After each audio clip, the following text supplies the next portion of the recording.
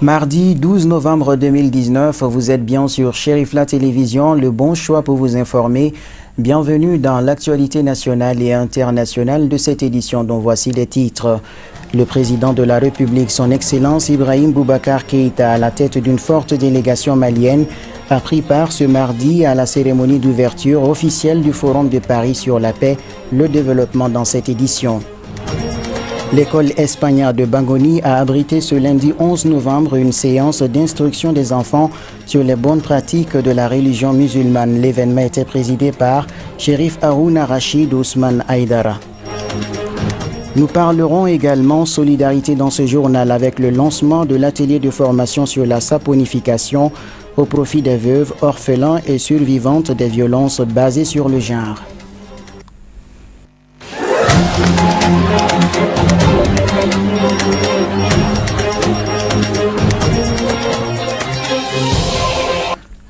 Encore une fois de plus, bonsoir et merci de nous choisir pour vous informer. Je vous l'annonçais dans les titres, le président de la République française Emmanuel Macron a présidé ce mardi au parc de la Villette la cérémonie d'ouverture officielle du Forum de Paris sur la paix. Une trentaine de chefs d'État et de gouvernement y ont pris part, dont le président de la République, son Excellence Ibrahim Boubacar Keïta. Amadou Diarra. Avant le début de la grande rencontre de Paris, le chef de l'État et les membres de sa délégation ont pris part à un dîner qui leur a été offert lundi soir à l'Élysée par le président français Emmanuel Macron. Le Forum de Paris est donc une occasion pour les décideurs de défendre le multilatéralisme face à la montée du terrorisme, face aux conflits internes et face aux égoïsmes nationaux dans un monde de plus en plus fracturé. Le président de la République Ibrahim Boubacar Keïta, très attendu, devrait profiter donc de cette tribune pour évoquer de nouveau la crise multidimensionnelle qui secoue le Mali depuis 2012, les attaques terroristes dans notre pays et dans le Sahel. Le chef de l'État fera donc un plaidoyer pour une forte mobilisation internationale afin de trouver des solutions appropriées à la lutte contre les groupes terroristes qui sèment la mort parmi les militaires et les civils de notre pays. Le Forum de Paris sur la paix se veut un espace d'échange entre États, organisations internationales, ONG, entreprises et sociétés civiles dans le but de présenter des solutions pour une meilleure organisation de la planète selon ses organisateurs. Il ambitionne également d'être un relais d'action concrète et de bonnes pratiques face au changement climatique, aux inégalités, à la désinformation et à la cybercriminalité, entre autres. Parlons à présent des festivités du Maulid Nabawi qui ont eu lieu au stade du 26 mars de Yirimadio. Plusieurs personnalités politiques de notre pays se sont exprimées sur la présente édition organisée par la Fédération Ansardine Internationale sous le leadership éclairé de son éminence Saïd Chérif Ousmane Madani Haïdara, président du Haut Conseil islamique du Mali et du groupement des leaders spirituels musulmans. Amadou Kamara. Effectivement, chaque année, Chérif Madani, un ami, un frère, m'invite toujours à ces festivités. C'est une nuit de cohésion, de recueillement à l'endroit de tous les musulmans. Vous savez, ce qu'on vient de voir, ce qu'on voit chaque année au stade du 26 mars à la même période, est plein de signification. Parce que Chérif, je l'ai de tout temps apprécié pour son courage dans ses opinions. Sans offusquer qui que ce soit, il fait la promotion de la religion musulmane. Et le monde ansardine est un monde uni autour de lui. C'est très important. Vous savez, les Ansars, chaque fois que tu les rencontres, où qu'ils soient dans le monde entier, tu sens en eux l'amour, le respect réciproque du prochain. Donc ça, c'est très important. Comme j'ai énormément aimé, chaque année je viens, mais particulièrement cette année, surtout le thème qui a été adopté, dans le contexte actuel du Mali, nous devons tous nous faire le devoir de prendre part à cette célébration qui, au fur et à mesure, chaque année, prend de l'ampleur et sert de moyen d'union entre les Maliens. C'est extrêmement important. C'est notre devoir, sous l'impulsion de nos des autorités qui nous ont instruits de tout mettre en œuvre pour que les pèlerins ne soient pas en difficulté. Alhamdulillah, mes premiers sentiments, c'est des sentiments de satisfaction, des sentiments de joie à double titre. Premièrement, c'est la joie de fêter l'anniversaire de notre prophète sallallahu alayhi wa sallam. Et deuxièmement, la joie qui nous anime en rencontrant notre guide spirituel, Chérif Ousmane Madane Aïdara. Donc pour nous, la fête est douce, on est heureux. Nous formulons beaucoup de bénédictions pour notre guide d'abord, sa famille, l'ensemble du peuple malien. Nous prions pour la paix au Mali, et Inch'Allah, et pour nous-mêmes. Le même sentiment que d'habitude, beaucoup de satisfaction, parce que réunir une centaine de milliers de personnes dans la paix, et que tout le monde soit vraiment bien engagé, tout le monde soit derrière les prières et l'événement, dans la ferveur religieuse, sans animosité, c'est quand même quelque chose qui est remarquable. Chaque année, l'exercice est réédité et ça, c'est quand même quelque chose à souligner. Donc moi, c'est un élément de satisfaction. Le second élément de satisfaction, c'est que c'est toujours le sens positif du message qu'on entend ici. Moi, c'est ce que je dis du Chérif Ousmane Madane Aïdara, c'est que son message est profondément positif et constructif. Et c'est un message de paix et un message de stabilité. Donc, réunir autant de monde pour leur parler de paix, de stabilité, d'entente et de bon comportement, c'est bon pour le pays. Toujours dans le cadre de la célébration du Maulid Nabawi, la sous-commission santé de la Fédération Ansardine Internationale a mobilisé 4 équipes avec plus de 40 agents de santé composés de généralistes et de spécialistes. C'était ce samedi 9 novembre 2019 au stade du 26 mars de Yirimajo, un récit de Tata Touré. Pour contribuer à la bonne organisation du Mauloud édition 2019, plusieurs agents de la santé ainsi que la sous-commission santé du Mauloud ont été mobilisés au stade du 26 mars pour prévenir la santé des fidèles musulmans qui se sont déplacés de l'intérieur comme de l'extérieur du pays pour célébrer le Mauloud auprès du guide spirituel des Ansar. Une fête qui consacre la célébration de la naissance du prophète Mohammed, paix et salut sur lui. Nous sommes très satisfaits. Nous voyons que si nous faisons une petite analyse de la situation de 83 ou 84 à aujourd'hui, nous voyons que ce qu'Ikram dit, les gens sont en train de comprendre ça et de le suivre. On a commencé, peut-être il a commencé sur les grandes places. Et aujourd'hui, nous sommes au niveau du stade, au stade du 26 mars.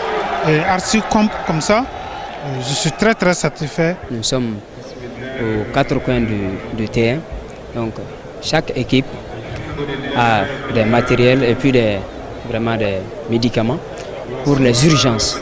Et nous gérons les urgences sur place et les cas qui nous dépassent, on les réfère. Bon, pour le moment, depuis le début jusqu'à maintenant, on n'a pas eu de cas graves. Les médicaments, c'est gratuit. Les soins aussi, c'est gratuit. Donc. Les intervenants ont tour à tour exhorté les fidèles à l'hygiène alimentaire afin de prévenir les maladies qui peuvent nuire à la santé. Donc je disais que ce que nous mettons en place, n'est-ce pas, pour la prévention des maladies au cours du Mauloud, je disais que le Mauloud c'est un événement qui chaque année nous constatons qu'il y a beaucoup plus de monde qui viennent. Et donc nous, à notre niveau, la commission santé, nous mettons tout en place, n'est-ce pas, pour communiquer avec les gens, pour leur donner des conseils, les conseils surtout d'hygiène, les conseils d'hygiène, pour que les gens puissent faire attention à tout ce qu'ils mangent, n'est-ce pas, pour qu'ils puissent faire attention à leur environnement, à rendre propre leur environnement, manger également les aliments qui sont bien propres. Les femmes qui vendent, n'est-ce pas, au bord la route, la Banconie. Nous leur donnons également des conseils, n'est-ce pas, pour qu'ils puissent prêter une attention particulière à l'hygiène. C'est ce que nous faisons toutes les années et c'est ce que nous continuons à faire cette année également et les années à venir. Nous allons continuer à prodiguer des conseils dans ce sens-là. Je remercie tous les agents qui ont fait le déplacement des autres pays vers le Mali, de l'intérieur du Mali vers Bamako et ceux qui sont sortis aussi de Bamako. Je les remercie beaucoup. Mes remerciements vont à la famille Haïdara. Grâce à eux, nous sommes là aujourd'hui. Signalons qu'aucun incident n'a été enregistré par la sous-commission santé lors de la cérémonie du Maouloud édition 2019. La Fédération internationale des Ansars a également organisé ce lundi 11 novembre au centre de santé Cherifla une journée de dons de sang et de consultation médicale gratuite. Tata Touré. La Fédération Ansardine internationale, dans le cadre de la célébration du Maouloud et de ses activités citoyennes, a organisé une journée de dons de sang et une semaine de consultation médicale gratuite au profit des populations. La Fédération Ansardine internationale s'engage jour et nuit pour s'investir continuellement afin d'appuyer les couches démunies et de leur permettre d'avoir accès à des soins de qualité. Donc, à l'occasion du Maouloud, nous avons organisé une journée de consultation gratuite pour aider les populations les plus démunies, les malades qui ont besoin du sang pour les rendre secours. Voilà, donc vous avez vu la masse dehors, dont les gens sont venus massivement pour donner leur sang, pour sauver des vies.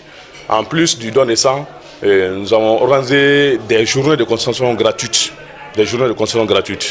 Toute la semaine, la consultation odonto-stomatologiste est gratuite. Et les consultations ophtalmologiques aussi sont gratuites. Et il y a les consultations chirurgicales. Ce qui m'a motivé à faire la consultation gratuite, on voit que chaque année, le centre de santé Cherifla organise une consultation gratuite au moment de Maouloud. C'est ça qui nous a poussé à faire des consultations gratuites, de venir se consulter pour détecter bien les caries dentaires et les maladies bucco-dentaires. À mi-journée, lors de notre passage, plus d'une centaine de personnes ont pu donner gratuitement leur sang pour sauver des vies. Nous saluons vraiment le guide Ousmane Serif Moran Haïdara pour cette initiative qui permettra aux CNTS d'avoir beaucoup de sang pour le mettre à la disposition des malades. C'est une initiative à encourager et nous félicitons aussi tous les donneurs qui ont voulu donner une partie de leur sang à la disposition des malades. Vraiment, nous disons merci au guide et merci à tous les membres. Au cours de cette cérémonie, plusieurs témoignages ont été faits à l'endroit du guide pour son engagement en faveur de l'humanité, ainsi que des bénédictions. Alhamdulillah, je remercie d'abord le guide spécial Cheikh Ousmane Haïdara. Vraiment, nous remercions beaucoup le Mali d'abord, en plus de Télé Cherifla. Bon, je remercie, j'adresse une salutation à la Côte d'Ivoire. Sincèrement, l'année passée, j'ai profité à votre micro de lancer aux Ivoiriens pour le don du sang. Cette année, j'ai été très satisfait parce que le Centre national de transfusion sanguine de la Côte d'Ivoire a offert un diplôme de mérite à notre président. Vraiment, dans une seule fédération, souvent, de la naissance du guide, il y a des fédérations qui ont pu faire plus de 822 poches. Ça veut dire que la Côte d'Ivoire a fait plus de 2000 et quelques poches cette année. Vraiment, je remercie TV Cherifla pour ça. Vraiment, bon, maintenant, je lance à toute la Côte d'Ivoire les Ansars. On va s'organiser de don du sang pendant 2 fois par an ou soit 3 fois par an, selon les règles de la CNTS ivoirienne. Maouloud Nabawi, toujours comme toutes les années, la section des Ansars de Bamako a réuni ce lundi 11 novembre dans la cour de l'école Espagne de Djanguiné-Bougou les enfants venus de tous les comités du district de Bamako pour une séance d'édification sur les bonnes pratiques de la religion musulmane. Cet événement qui entre dans le cadre des festivités du Maouloud Nabawi était présidé par le fils du guide spirituel Seyd Cherif Harouna Rachid Ousmane Haïdara. Samaïra Sanogo Baba Keita. Les enfants sont venus de tous les comités Ansar de Bamako pour respecter cette traditionnelle séance d'éclaircissement des bonnes pratiques de la religion musulmane instaurée depuis 1994 par la section Ansar de Bamako. Chaque année, ces séances sont pour l'éducation des enfants, éduquer les enfants par la connaissance de leur prophète, les désirs et les principes de leur prophète, puisque les enfants, qui dit enfant, dit la génération future. Les générations qui négligent ou sous-estiment les enfants sont des générations sans avenir. La séance a été satisfaisante, vu la démonstration des enfants. Bon, les petits enfants, bon, si vous voyez qu'un enfant de cet âge parvient à démontrer sa religion de telle manière, ça montre que l'islam a de l'avenir. L'islam a de l'avenir vraiment. Cet espace très instructif mérite l'accompagnement et le soutien de toute personne de bonne volonté. D'où l'engagement du comité directeur du Maouloud pour soutenir les organisateurs de cette cérémonie. Le comité directeur du Maouloud donne des cadeaux aux enfants pour les encourager et puis pour qu'on s'inspire de la vie de notre prophète Mohammed sallallahu alayhi wa sallam et pour qu'ils suivent ce chemin. Inch'Allah. Donc, ce que nous avons appris aujourd'hui, c'est très instructif. Ça nous aide à comment se comporter dans la vie de tous les jours. Donc, nous remercions tous ceux qui ont contribué pour la réussite de cet événement. Et nous demandons au bon Dieu de les rétribuer pour leur bonne action. Nous demandons à Dieu aussi que notre pays soit apaisé et qu'il donne une longue vie à notre guide. Saïd Chérif Harouna Rachid Ousmane Aïdara, dans son intervention, a tout d'abord exhorté les apprenants à plus d'ardeur et de détermination afin de tirer profit de ce qu'ils font. Le fils du guide spirituel des Ansar a également remercié les parents et encadreurs de ses enfants pour leur dévouement. Afin de mieux galvaniser les enfants à l'apprentissage, des cadeaux ont été distribués aux enfants tout au long de cette cérémonie. La fondation Cheikh Massoud Haïdara vient de procéder à sa traditionnelle donation à l'occasion des festivités commémoratives de la naissance du bien-aimé de Dieu, le prophète Mohammed, paix et salut sur lui. Pour cette édition, la région de Ségou est l'heureuse bénéficiaire de matériels médicaux et de denrées de première nécessité avec un coût estimé à 32 millions de nos francs. Sadio Sidibé. Les bénéficiaires de cette donation de la fondation Cheikh Massoud Haïdara sont les lieux de culte, notamment les mosquées de Ségou, Tona, Konou et de Sérebougou, l'hôpital régional, l'Union des femmes musulmanes de Ségou et autres organisations. Les dons composés de denrées de première nécessité de ciment et de matériels médicaux s'inscrivent dans le cadre de l'opération Maouloud, une opération que la fondation a toujours perpétuée et honorée à l'occasion de chaque fête musulmane. Ces dons a été fait aujourd'hui dans le cadre de fête du Mawlud, la naissance du prophète Mohammed sallallahu alayhi wa sallam. Les coûts estimés à 32 millions. Vivement pour l'année prochaine. C'est un témoignage éloquent et qui interpelle tout le monde. Et vu le moment difficile que notre République est en train de vivre, j'appelle quand même à notre communauté le sens de la solidarité. Ce que je pourrais rassurer à la fondation, c'est que l'usage de ces matériels-là, la distribution de ces dons-là sera vraiment suivie. Les différents intervenants ont tous salué la fondation à travers ces gestes, une œuvre qui constitue non seulement un fondement de l'islam, mais aussi renforce les liens de solidarité et une valeur fondamentale de notre société. L'actualité nationale sur un autre plan, je vous l'annonçais également dans les titres, la Direction générale de la police nationale à travers son centre social Djiguia, en partenariat avec la Fondation Orange Mali, organise un atelier de formation de 3 jours au profit des veuves, orphelins et survivantes des violences basées sur le genre, sur les techniques de saponification artisanale. La cérémonie de lancement a eu lieu ce mardi 12 novembre au centre social Djiguia de la police nationale sous le parrainage du parrain de la 4e semaine du mois de la solidarité dédiée à la jeunesse, à l'emploi et à l'entrepreneuriat. Reportage Kafouné Bachili, Abdoulaye Sogodogo.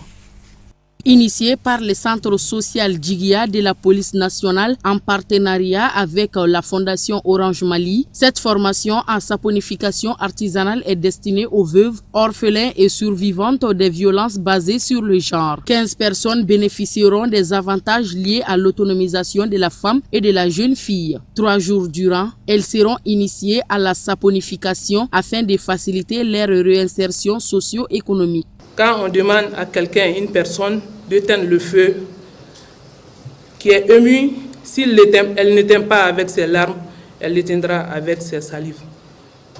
Fin de citation. Alors moi, personnellement, je suis dans cet état d'âme ce matin. Je profite de cette occasion pour exhorter d'autres humanistes pour plus d'assistance et accompagnement aux forces armées et de sécurité qui en ont besoin actuellement, compte tenu du contexte socio-sécuritaire actuel de notre pays qui prouve cela à l'évidence. L'administratrice générale de la Fondation Orange Mali s'est dit heureuse de lancer cette formation qui va sans doute soulager la souffrance des personnes vulnérables avant de souligner les domaines d'intervention de la Fondation Orange Mali. Nous sommes très heureux, la Fondation Orange Mali, d'être présent aujourd'hui pour lancer la formation en savonnerie des femmes veuves, orphelins et survivantes des violences basées sur le genre, dans le cadre du mois de la solidarité et de la lutte contre l'exclusion sociale. Au niveau de la Fondation, nous intervenons dans 4 domaines. Le domaine de la santé, le domaine de l'éducation, le domaine de la culture et le domaine de la solidarité. Donc on peut dire que nous sommes là aujourd'hui dans le cadre de la solidarité. Le représentant du parrain de la cérémonie et de la semaine dédiée à la jeunesse, à l'emploi et à l'entrepreneuriat de la 25e édition du mois de la solidarité a remercié le centre social Djiguia de la police nationale pour ses gestes. C'est dire que la police malienne, loin de certains clichés, s'est résolument inscrite dans l'optique d'une socialisation. En effet, il est louable de constater que la police n'est plus perçue comme une force de répression. Aujourd'hui, elle forme, elle assiste, elle est solidaire, elle est au cœur du développement et de la cohésion sociale. Le directeur de la police nationale a salué ce partenariat entre la direction nationale de la police et la Fondation Orange Mali à travers le centre social Djiguia. Mesdames et messieurs, chers invités, c'est dans ce cadre que depuis sa création, le centre social de la police nationale s'est fixé comme objectif principal la formation des couches vulnérables de la police afin de soulager leurs souffrances. C'est l'occasion pour moi de témoigner toute ma reconnaissance et ma gratitude à la Fondation Orange pour le sens élevé d'humanisme et de solidarité dont elle a fait preuve en accompagnant les services sociaux de la police nationale dans la réalisation d'un de ses objectifs majeurs. Une minute de silence a été observée à la mémoire des illustres disparus de la police nationale avant de boucler définitivement la cérémonie par une visite des locaux du centre social Djiguia de la police nationale. Voyons à présent le tour d'horizon de l'actualité internationale en bref et en images.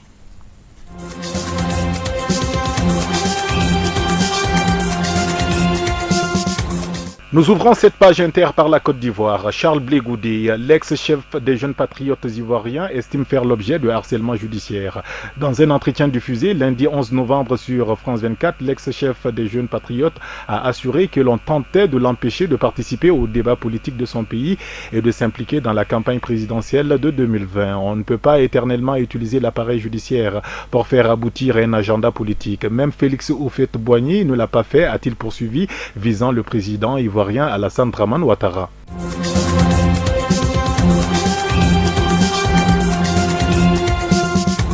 Le Conseil de sécurité de l'ONU a appelé lundi les militaires en Guinée-Bissau à rester à l'écart de la crise politique dans ce pays, réclamant à nouveau la tenue de la présidentielle le 24 novembre comme prévu. Les membres du Conseil de sécurité saluent l'absence d'interférence des forces de sécurité et de défense de la Guinée-Bissau et les exhortent à maintenir cette attitude lors du processus politique et électoral et au-delà, souligne une déclaration approuvée à l'unanimité au terme d'une réunion à huis clos. Il s'agissait à New York aux États-Unis d'Amérique de la deuxième réunion en 10 jours du Conseil de sécurité sur la Guinée-Bissau, demandé par les 3 membres africains de l'instance, la Guinée équatoriale, la Côte d'Ivoire et l'Afrique du Sud.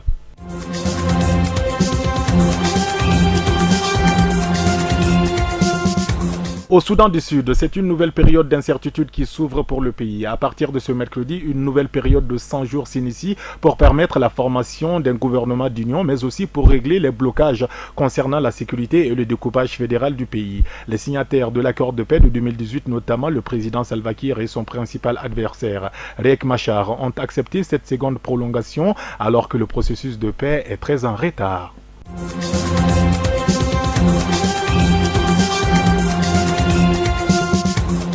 En République démocratique du Congo, les escarmouches se poursuivent entre partisans de l'ancien et du nouveau président. De Kinshasa à Lualaba, en passant par les réseaux sociaux, les militants des 2 camps multiplient les actes d'hostilité, mettant à mal l'image de la coalition au pouvoir. Des affiches géantes à l'effigie de l'ex-président Joseph Kabila pour un meeting programmé le 14 décembre prochain à Kinshasa ont été détruites à 2 pas du palais du peuple, en plein cœur de la capitale. Les images qui ont circulé sur les réseaux sociaux ne sont pas restées sans conséquences.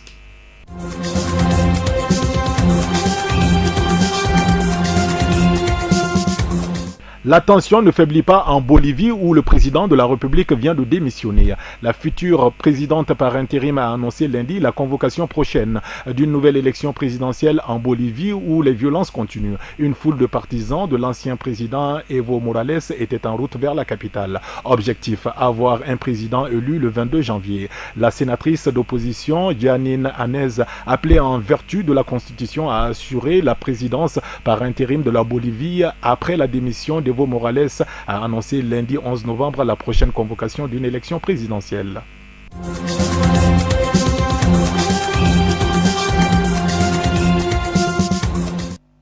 Page noire avant de boucler ce journal. Les obsèques de Madame Aïdara Banana Koné, la mère du guide spirituel de l'association Hizbur Rahman, Chouala Bayaya Aïdara, ont eu lieu ce lundi 11 novembre à Dravela.